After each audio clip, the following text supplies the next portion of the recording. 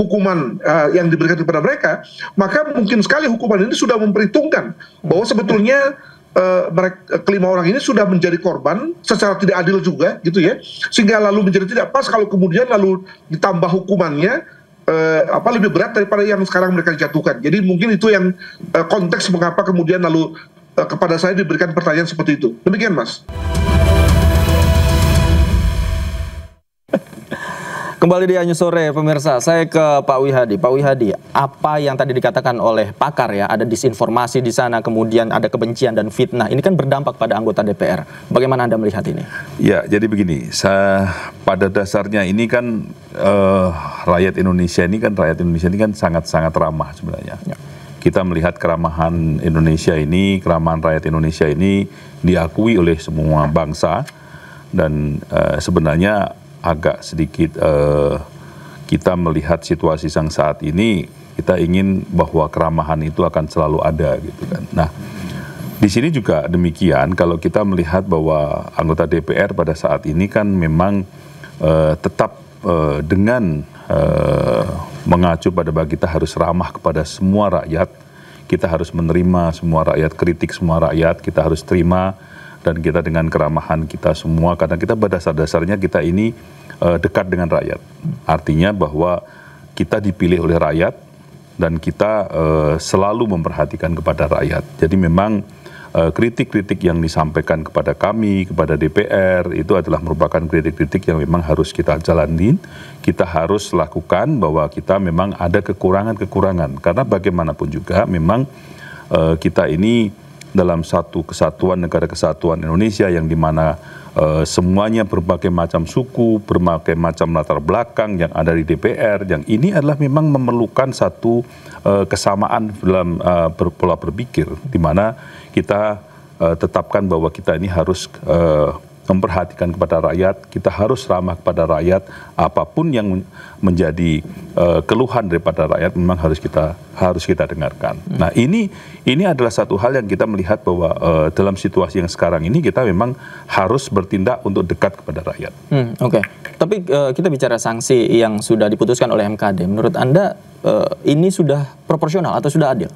Iya, begini, sebenarnya kalau kita mengacu kepada sanksi yang diberikan oleh MKD ini kan memang mempunyai sanksi sedang, ringan, sedang, berat.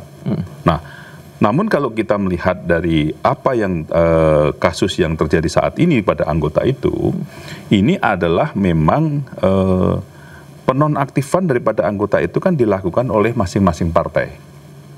Ya, dari awal itu kan nonaktifnya kan dilakukan oleh masing-masing partai. Nah, dalam masing-masing partai itu mereka dalam partai ada mahkamah partai. Nah, mahkamah partai mereka sudah menyidangkan apa yang menjadi kesalahan-kesalahan daripada anggota partai tersebut. Nah, dari keputusan-keputusan mahkamah partai ini, inilah yang kemudian juga ada juga MKD ini menerima laporan.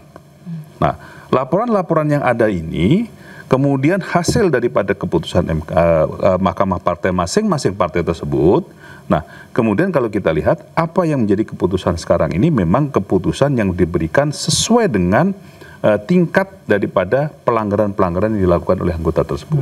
Jadi saya kira kalau kita melihat Saudara Sahroni dengan 6 bulan, ini memang diberikan karena memang Saudara Sahroni memberikan komentar yang cukup keras pada saat itu. Nah, ini memang adalah merupakan suatu peringatan dan memang suatu sanksi yang diberikan kepada ini. Nah, untuk yang anggota seperti Adis Kadir, kemudian Uya Kuya, ini memang sebenarnya tidak ada kesalahan yang langsung pada peristiwa tersebut. Nah, ini semuanya MKD sudah memberikan apa yang pertimbangan-pertimbangan itu, baik dari keputusan MKP masing-masing partai maupun dari laporan-laporan yang diberikan kepada MKD, dan ternyata memang sudah ada pencabutan daripada laporan-laporan tersebut. Ya. Jadi, tapi tetap MKD menyidangkan, dan apa yang menjadi keputusan itu juga memperhatikan daripada pendapat-pendapat saksi ahli yang pada saat itu. Oke. Jadi saya kira ini adalah keputusan yang memang sudah diberikan sesuai dengan tingkat kesalahan masing-masing. Sesuai dengan tingkat kesalahan masing-masing. Saya ke Mbak Ayu. Mbak Ayu, apa yang terjadi kemarin? Bukan tidak mungkin disinformasi DFK ini ya, disinformasi, fitnah dan kebencian akan terjadi lagi di kemudian hari. Kalau kita tidak hati-hati. Bagaimana Anda melihat potensi ini akan terjadi lagi ke depan? Pasti. Jadi saya sebetulnya sangat mengharapkan ketegasan aparat penegak hukum bahwa saat ini mungkin DFK ini sampai imbasnya ada tindakan anarkis itu menimpa pejabat gitu. Tapi jika pola yang sama dalam tanda kutip diterima sebagai sebuah kenormalan, dalam bahasa sederhananya kalau kita nggak suka dengan seseorang, kita buat saja pembingkaian perilaku, kita framing, kemudian masyarakat bisa beramai-ramai melakukan eksekusinya sendiri, akhirnya negara kita tidak berbasis hukum, tidak berdasarkan kepada hukum, tapi negara kita lama-lama akan tumbuh menjadi negara yang berdasarkan hukum rimba.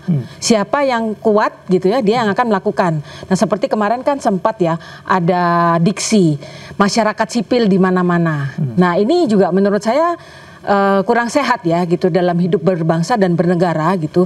Jadi ini perlu dicermati, yang menurut hemat saya perlu dirumuskan bersama antara kepakaran kriminologi, kemudian sosiologi, dan bahkan bagaimana nih memitigasi agar pola yang serupa itu tidak terjadi di kemudian hari. Karena kan sekarang dalam tanda kutip sudah terbukti nih bahwa trigger-trigger emosional itu berhasil. Nah, ini bagaimana harus dirumuskan agar pola-pola ini tidak diduplikasi. Oke, baik. Saya ke Bang Fahmi. Bang Fahmi, Anda melihat dari temuan Anda, pihak-pihak tertentu ini apakah dilakukan secara berkelompok atau memang kalau akun anonim itu ya memang mereka bekerja secara acak atau sporadis? Saya ingin coba membahas ini dengan lebih komprehensif ya. Soalnya kalau kita hanya melihat mereka yang terduga anonim, jadinya kita kurang melihat secara lengkap.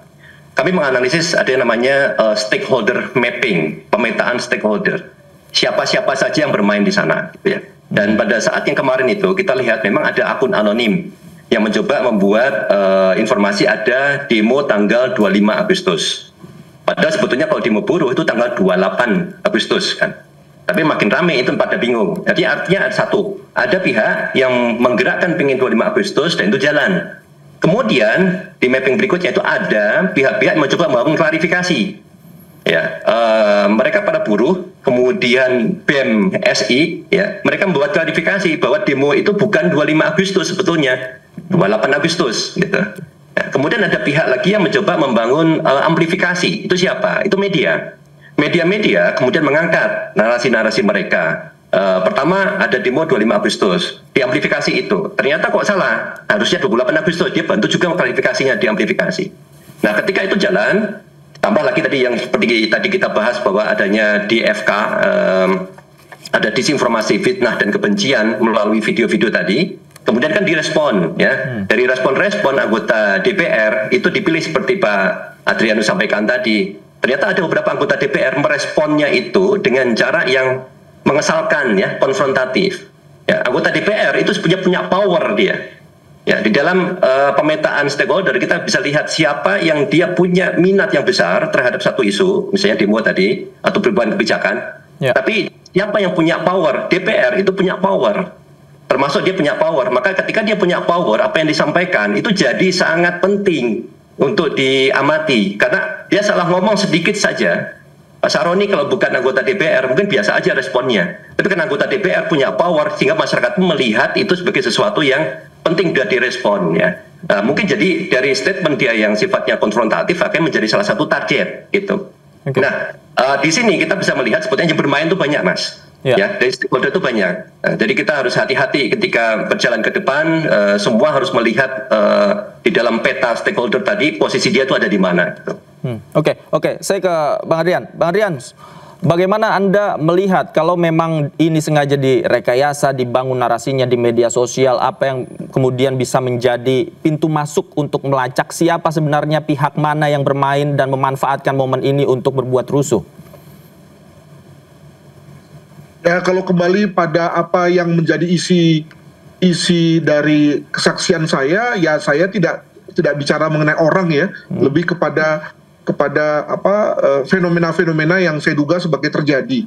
Saya kira pada saat saya memberi kesaksian tentu tidak pas juga kalau saya sudah menunjuk orang dan nanti malah kemudian lalu tidak proporsional. Itu yang pertama. Yang kedua, saya juga dalam hal ini saya agak juga ingin mendekatkan begitu bahwa pada saat saya diminta memberi kesaksian ahli itu saya sama sekali tidak ditanya soal apa yang dianggap sebagai pelanggaran etika.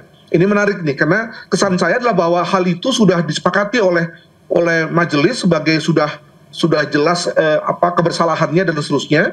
Tinggal kemudian kita bicara mengenai sesuatu yang berada pada titik agravasinya atau hal yang memberatkan atau hal yang meringankan.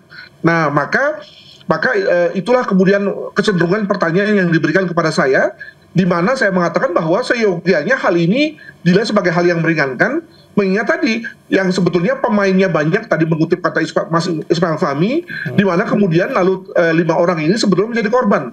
Nah, maka kalau tadi kembali pada apa yang dikatakan oleh Pak Wihadi tentang hukuman yang diberikan kepada mereka, maka mungkin sekali hukuman ini sudah memperhitungkan bahwa sebetulnya kelima orang ini sudah menjadi korban secara tidak adil juga gitu ya, sehingga lalu menjadi tidak pas kalau kemudian lalu ditambah hukumannya lebih berat daripada yang sekarang mereka dijatuhkan. Jadi mungkin itu yang konteks mengapa kemudian lalu kepada saya diberikan pertanyaan seperti itu. Demikian, Mas. Oke, saya ke Mbak Ayu kalau begitu. Mbak Ayu, bagaimana kemudian ini tadi Anda katakan ada pihak yang bermain, ada banyak pihak yang bermain ya. Kemudian dari mana pintu masuk aparat penegak hukum melacak ini? Iya. Yang menarik adalah kami para saksi ahli itu kan backgroundnya berbeda-beda ya. Tapi kita tidak ada komunikasi sebelumnya, tapi analisa kita mirip-mirip gitu ya. Jadi menurut saya karena namanya saja APH kan aparat penegak hukum. Nah, maka pintu masuknya mulai dari penegakan hukum. Nah, hukum mana yang mengatur sirkulasi DFK di negara kita? Nah, pintu masuknya dari situ. Nah, terkait dengan pelacakannya seperti apa dan bagaimana, saya yakin dari pihak kepolisian pasti sudah punya tim, ada tim reskrim dan lain sebagainya, itu pasti bisa melacak. Namun, proses penegakan ini perlu hati-hati dalam artian seperti ini. Terlalu keras, nah, nanti jadinya tidak berimbang, tidak adil, seperti mencari kambing hitam, juga jangan begitu. Tapi tidak bertindak juga bahaya, karena nanti terbaca bahwa berarti perilaku untuk membuat framing itu aman, berarti boleh. Kemudian perilaku main hakim sendiri berdasarkan dari framing, itu berarti aman. Kemudian ini juga Mas yang saya amati, pemilik akun-akun media sosial dan bahkan media mainstream, saya juga menemukan beberapa itu entah sadar entah tidak sadar juga berperan dalam menyebarkan DFK ini, karena ada beberapa berita yang belum diverifikasi tapi sudah tayang. Nah, ini kan juga bagian dari DFK yang mempengaruhi perilaku masyarakat. Jadi dalam prosesnya, satu, pintu masuknya adalah undang-undang, mungkin undang-undang ITE ya, terkait dengan informasi. Nah, yang kedua, proses penegakan hukumnya itu harus transparan. Nah, sehingga tidak ada, karena saat ini menurut saya masyarakat sudah, gara-gara peristiwa Agustus kemarin, perilaku masyarakatnya sudah terbagi nih, udah ada terpolarisasi. Ada bagian yang sudah penuh dengan dugaan-dugaan bahwa pemerintah pasti salah gitu ya. Tapi ada juga pihak-pihak yang sebetulnya warga sipil biasa, hanya ingin suasana negara kondusif, tidak ingin ribut, tapi malah ketika berusaha memadamkan keributan itu diduga sebagai buzzer pemerintah, meskipun tidak bisa dibuktikan gitu loh. Jadi untuk mengakhiri kecurigaan-kecurigaan ini, prosesnya harus transparan mulai apa sih kategori pelanggaran gitu ya. Kemudian apabila ditemukan dugaan-dugaan, kayak misalnya contoh nih, kan dari peristiwa yang kemarin tuh kan ada yang ditangkap ya, Del Pedro ya, dari Lokataru Foundation.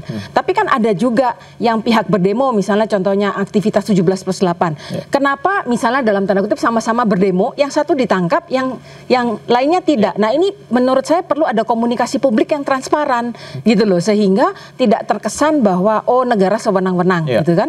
Tapi juga jangan nanti dari pihak pemerintah dalam tanda kutip takut dengan reaksi netizen, kemudian sangat berhati-hati sehingga permisif. Nah ini juga bahaya karena sikap-sikap permisif ini nanti ditangkap sebagai sinyal-sinyal yang perilaku dinormalisasi untuk menyebarkan DFK, untuk bereaksi dengan hukum rimbanya sendiri. Akhirnya negara kita menjadi chaos, bukan negara hukum lagi tapi negara hukum rimba. Ya, ada batasan yang jelas ya. Harus dan transparan. Dan transparan ya. Terutama oleh penegak hukum. Nah, saya ke Pak Wihadi. Pak Wihadi, ini tentu menjadi pelajaran yang sangat berharga untuk anggota DPR. Bagaimana kemudian Anda melihat ini sebagai pengingat untuk sebagai anggota DPR agar waspada ke depannya? Ya, memang kita sebagai anggota DPR ini memang adalah suatu lembaga politik. Jadi kita ini memang harus juga peka terhadap permasalahan-permasalahan yang kita hadapi pada saat ini. Dan tentunya memang sangat rentan, memang segala sesuatunya selalu menujunya kepada DPR. Karena bagaimanapun juga DPR ini adalah simbol daripada politik negara. Nah, dalam hal ini memang kita harus selalu mengantisipasi bahwa kemungkinan dan kemudian juga perilaku daripada anggota ini memang harus dijaga untuk kedepannya. Ini memang kita melihat bahwa pengalaman yang kemarin adalah pengalaman sangat berharga bagi kita semua, dan kita melihat bahwa di sini walaupun kita pada saat yang lalu kita memang mungkin ada beberapa hal yang mungkin sangat-sangat mungkin tidak pas dalam segala tindak tanduk atau segala mungkin komentar, ini yang memang harus selalu kita jaga untuk kedepannya. Jadi memang kita menginginkan DPR ini adalah DPR yang bermartabat, DPR yang mempunyai intelektual yang cukup baik, ya, dan ini kita semuanya belajar dari pengalaman yang saat ini kita lakukan saat ini, dan kita kedepannya memang melihat bahwa lembaga politik ini adalah lembaga politik yang memang kita benar-benar memikirkan kepada apa yang menjadi kemajuan negara ini, dan kita juga melihat bahwa secara politik kita sangat-sangat menjadi dewasa ke depannya. Itu harapan kita bersama, DPR menjadi lembaga yang bermartabat ya, dan menjadi contoh bagi masyarakat lainnya. Baik, terima kasih Pak Wihadi sudah hadir bersama kami. Mbak Ayu juga terima kasih banyak sudah hadir di Ayu Sore. Mas Fahmi dan juga Pak Adrian, terima kasih banyak sudah bergabung bersama kami. Terima kasih. Selamat malam Bapak-bapak. Selamat malam semua Ibu.